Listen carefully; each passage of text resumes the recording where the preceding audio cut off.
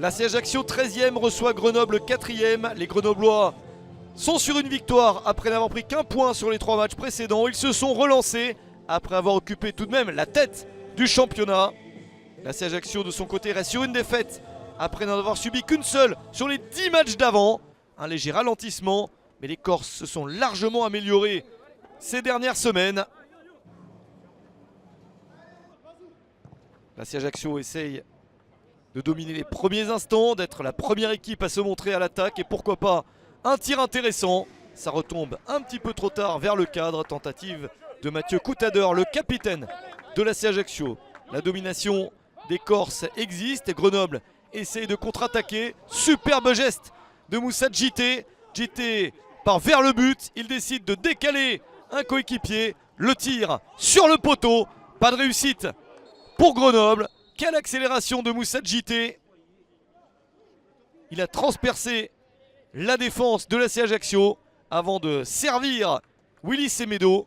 Le poteau a sauvé François-Joseph Solacaro, gardien titulaire pour ce match côté Corse.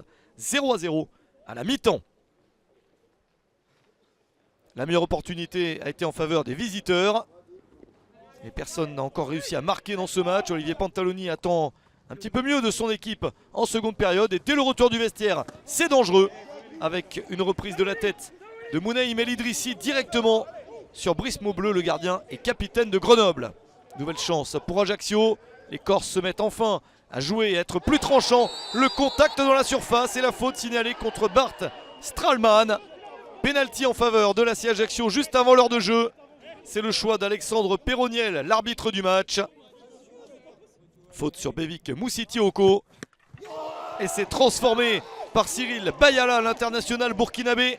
Marque son 2e but depuis son retour il y a quelques semaines sous les couleurs du club corse. 59e minute, ça fait 1-0. Mais Grenoble revient, ballon relâché par François-Joseph Solacaro. Et Moussa Djité égalise 3 minutes après l'ouverture du score corse. 62e minute, un but partout, 5e but pour Moussa Djité. Grenoble n'a pas douté, mais l'AC Ajaccio se relance très vite avec cette erreur de Brice Maubleu sur sa sortie.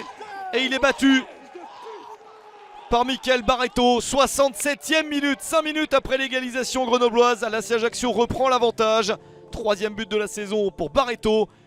Et Brice Maubleu se blesse sur l'action. Il sort mais se fait mal, ce qui l'empêche de bien réaliser son intervention. Il doit même être remplacé par Esteban Sales, le gardien numéro 2 de Grenoble. Un coup dur pour l'équipe iséroise. Mais l'AC Ajaccio a marqué de manière tout à fait normale et mène 2-1. Les Corses tiennent leur résultat jusqu'au bout. Et le changement de gardien était inévitable pour Grenoble. Plus personne ne parvient à marquer jusqu'à la fin de la partie. Malgré ce tout dernier ballon d'attaque pour les visiteurs, ça passe au-dessus. Et au final, c'est bien l'AC Ajaccio qui s'impose 2-1 contre Grenoble.